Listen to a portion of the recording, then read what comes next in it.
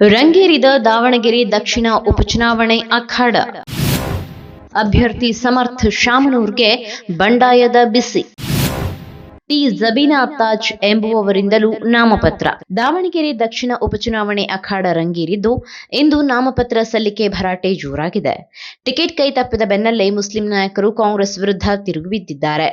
ಅಭ್ಯರ್ಥಿ ಸಮರ್ಥ ಶಾಮನೂರಿಗೆ ಬಂಡಾಯದ ಬಿಸಿ ತಟ್ಟುವ ಭೀತಿ ಇದೆ. ಮುಸ್ಲಿಂ ಮುಖಂಡ ಸಾದಿಕ್ ಅವರು ಶಾಮನೂರು ಫ್ಯಾಮಿಲಿ ವಿರುದ್ಧ ಸ್ಪರ್ಧೆಗೆ ಸಿದ್ಧ ಎಂದಿದ್ದಾರೆ.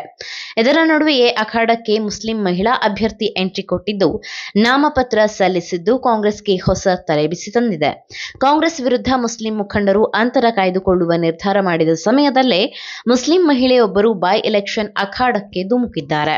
ಟಿ ಜಬೀನಾ ತಾಜ್ ಎಂಬುವವರು ಪಕ್ಷೇತರ ಅಭ್ಯರ್ಥಿಯಾಗಿ ನಾಮಪತ್ರ ಸಲ್ಲಿಕೆ ಮಾಡಿದ್ದಾರೆ. ಕಳೆದ ಬಾರಿ ದಾವಣಗೆರೆ ಲೋಕಸಭಾ ಚುನಾವಣೆಗೂ ಜಬೀನಾ ಸ್ಪರ್ಧಿಸಿದ್ದು 5,000ಕ್ಕೂ ಅಧಿಕ ಮತಗಳನ್ನ ಜಬೀನಾ ಪಡೆದಿದ್ದರಂತೆ. ಇನ್ನು ನಾಮಪತ್ರ ಸಲ್ಲಿಕೆ ಬಳಿಕ ಮಾತನಾಡಿದ ಜಬೀನಾ, ದಾವಣಗೆರೆ ದಕ್ಷಿಣದಲ್ಲಿ ಜನಸೇವೆ ಮಾಡಬೇಕೆಂದು ಇದ್ದೇನೆ. ದಕ್ಷಿಣದಲ್ಲಿ ಅಭಿವೃದ್ಧಿ ಕೆಲಸ ಯಾವುದೂ ಆಗಿಲ್ಲ. ಒಳ್ಳೆಯ ಶಾಲೆ, ಕಾಲೇಜು ಇಲ್ಲ.